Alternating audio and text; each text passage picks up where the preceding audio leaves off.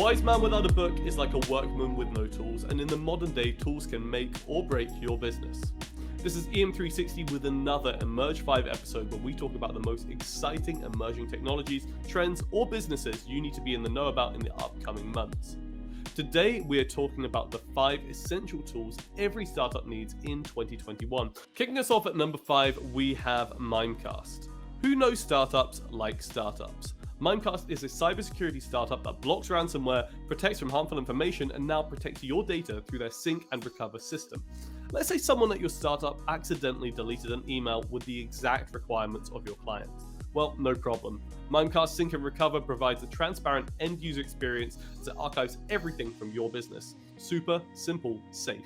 Number 4, HubSpot CRM. Remembering key information about each client or customer is a nightmare when you have several correspondents every day. And this is where HubSpot CRM comes in handy. Every time you go to compose an email, HubSpot gives you a sidebar of information about the person you're writing to and keeps track of all of the records with that correspondent, compiling it into one smooth database. They say that data is the new oil, and with HubSpot CRM managing that data for you, you're sure to be ahead of the curve. Number 3, Freshdesk. An area that's all too often overlooked when creating a startup is communication with your clients. Freshdesk simplifies this through omnichannel, bots, and self-service solutions, allowing customers to get answers to their queries in seconds. They save startups time as they no longer have to worry about corresponding to thousands of emails a day. You can now prioritize tickets, set deadlines, and automate your workflows through a more convenient system. Number 2, Slack. We all know the pain of losing important information through emails, and we also know that miscommunications can happen so often when talking over the phone. And that's why Slack is one of the most important tools for startups today. Working in a similar way to instant messaging tools, Slack allows you to build channels for different projects, share files, call colleagues, all while encrypting data to keep your work safe and secure. And finally, at number 1 is Asana. One of the most exciting collaboration tools to this day, Asana is a project management tool with an edge. Its ability to be integrated with Slack, Gmail, Facebook, and Salesforce, just to name a handful of applications, means that every element of your project is unified into one slick database. Using automation to personalize notifications, organize your leads, and much more, Asana has endless possibilities. It's no wonder then that Asana has more than 89,000 paying organizations and millions of free organizations across the globe. Joining me to explain this further is Head of EMEA at Asana, Simon O'Kane. Simon, how are you today? I'm good, thank you. You? Yeah, I'm great, thank you. So I was reading recently that Asana published the findings of its Anatomy of Work Index 2021 in January this year. And this was an in-depth global analysis of how people spent their time at work in 2020. And one key finding from this report was that video calls and regular conference calls were wasting a lot of time at work. So for any company to be successful, and especially new ones, what can we learn from this research in terms of avoiding wasting time? As you say, we published this study just recently. What's interesting about it is we did the same study this time last year. So we've got this unique kind of perspective on what's happened to work and how people work over the last 12 months.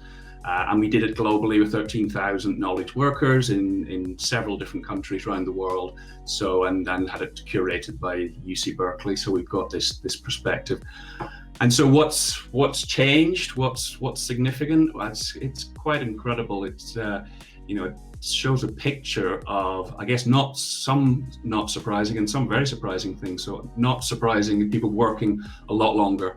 On average, people we found in the last 12 months are working later. They're doing 2 to 3 hours every day, totals up to over 200 hours a year. And I actually worked it out. That's like 25 to 30 days of extra work that people have done in the last year. People are burning out more. 7 out of 10 people report that they've had at least one episode of burning out due to work.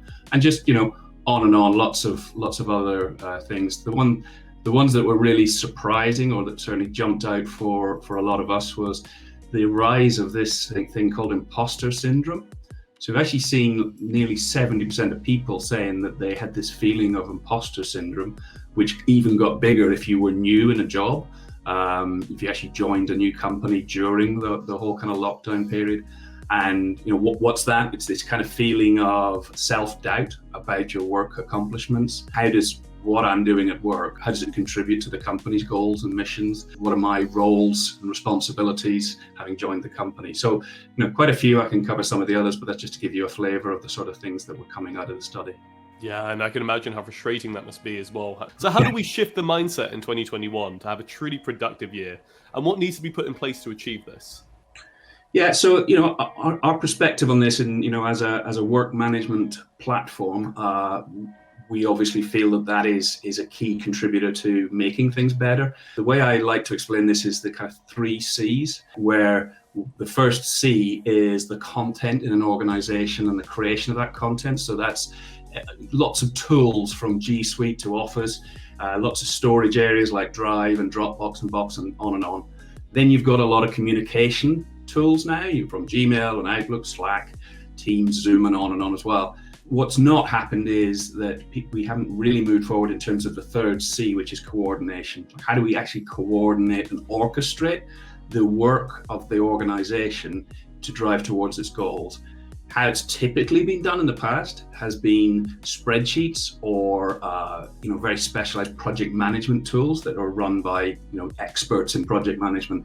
And so our perspective is the need is there for something that everybody can use to coordinate and give that visibility. For the year ahead, our perspective is that organizations need to become more flexible and more resilient to changes, and none of us can predict the future, and I think that's the last 12 months have illustrated that, and I think the ability to coordinate work better will facilitate that.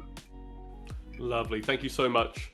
And that's a wrap on this week's Emerge 5. Thank you to all of the companies we featured on this list, and Asana for appearing in our #1 slot with that fantastic interview. We'll be back next week with another episode, but until then, you can join the conversation at EM360 Tech on Twitter and LinkedIn, or subscribe to the YouTube channel, and of course, for more great daily content, head on over to em360tech.com.